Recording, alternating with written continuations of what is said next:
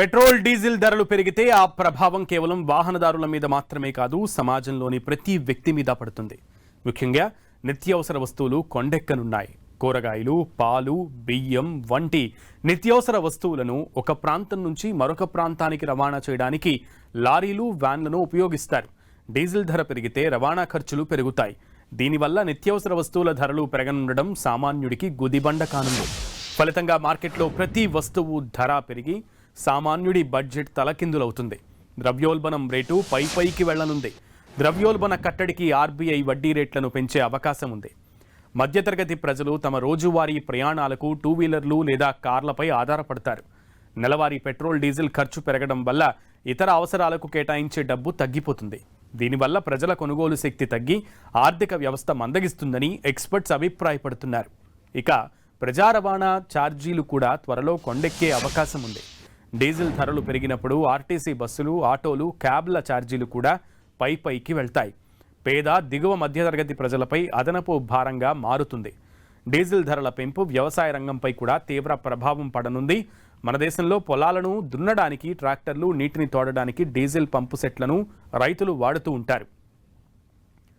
Diesel ధర పెరిగితే పెట్టుబడి ఖర్చు పెరుగుతుంది. కానీ పండించిన పంటకు సరైన మద్దతు ధర లభించకపోతే రైతులు తీవ్ర నష్టాల్లో కూరుకుపోయే ప్రమాదం ఉంది.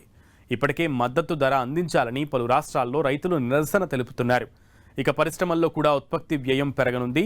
చాలా పరిశ్రమలు విద్యుత్ కోతలు ఉన్నప్పుడు భారీ యంత్రాలను నడపడానికి డీజిల్ జనరేటర్లను వాడుతుంటాయి. పెట్రోల్ ఉత్పత్తుల ధరలు పెరిగితే ఆ పరిశ్రమల్లో తయారయ్యే వస్తువుల ధరలు కూడా పెరుగుతాయి. ఓవరాల్గా చూస్తే పెట్రోల్ ధరల పెంపు అనేది ఒక చైన్ రియాక్షన్ లాంటిది. ఇది ఇంధనంతో మొదలై చివరకు సామాన్యుడి భోజనం ప్లేట్ వరకు చేరుతుందని ఎక్స్పర్ట్స్ అభిప్రాయపడుతున్నారు.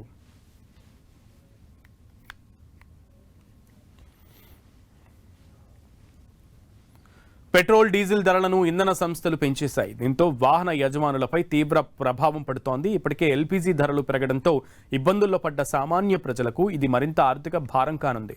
పెరిగిన పెట్రోల్, డీజిల్ ధరల నేపథ్యంలో ఉమ్మడి మెదక్ జిల్లాలో నెలకొన్న పరిస్థితిపై మరింత సమాచారాన్ని మా ప్రతినిధి పివి రావు అందిస్తారు.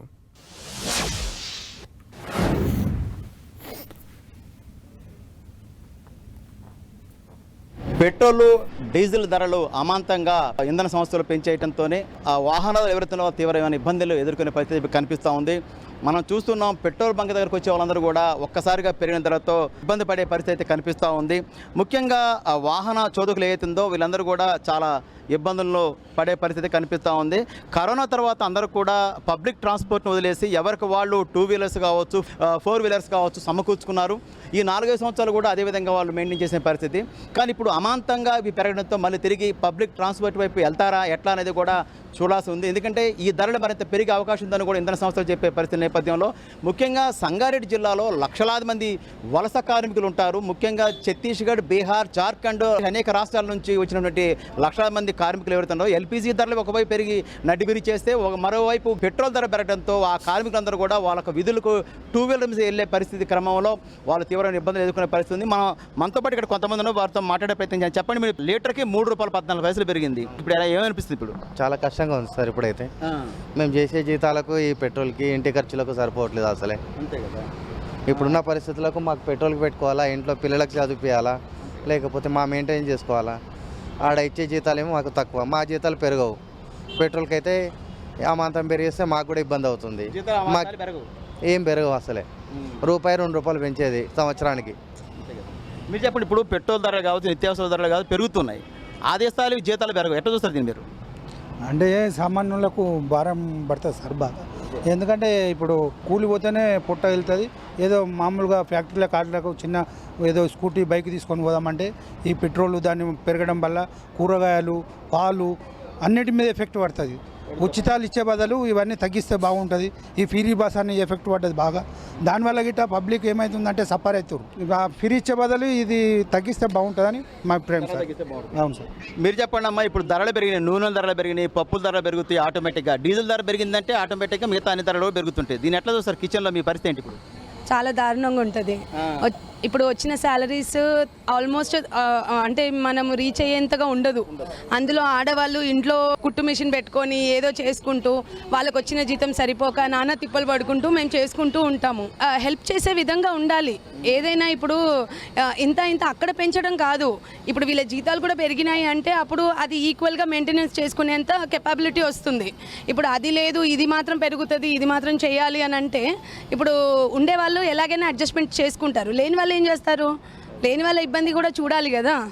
అదే ఇదే పరిస్థితి. అంటే ఇటు గృహిణులు అదేవిధంగా చిన్న చిన్న ఉద్యోగులందరూ కూడా తీవ్రమైన ఇబ్బందులు ఎదుర్కొనే పరిస్థితి మనకు కనిపిస్తోంది. ముఖ్యంగా మనం ఇందాక చెప్పుకున్నట్టు సంగారెడ్డి జిల్లాలో వలస కార్మికులందరూ కూడా తిరిగి తమ ప్రాంతాలకు వెళ్లేందుకు కూడా ప్రయాణం కట్టే పరిస్థితి ఇక్కడ కనిపిస్తూ ఉన్నాయి. ముఖ్యంగా జిన్నారం, హత్నూర, బోరబట్ల, పటాన్ చెరువు ఈ ప్రాంతాల్లో ఉన్న వలస కార్మికులందరూ కూడా తిరిగి ఆయా వారి ప్రాంతాలకు వెళ్లే పరిస్థితి కూడా కనిపిస్తోంది. ఎందుకంటే ఒకవైపు ఎల్పిజి ధరలు పెరిగాయి, మరోవైపు ఇప్పుడు సడన్గా పెట్రోల్ డీజిల్ ధర పెరగడంతో నిత్యావసర వస్తువుల ధరలు కూడా పెరుగుతాయనే భయాందోళనకైతే సామాన్యులు గురయ్యే పరిస్థితి కనిపిస్తూ ఉంది.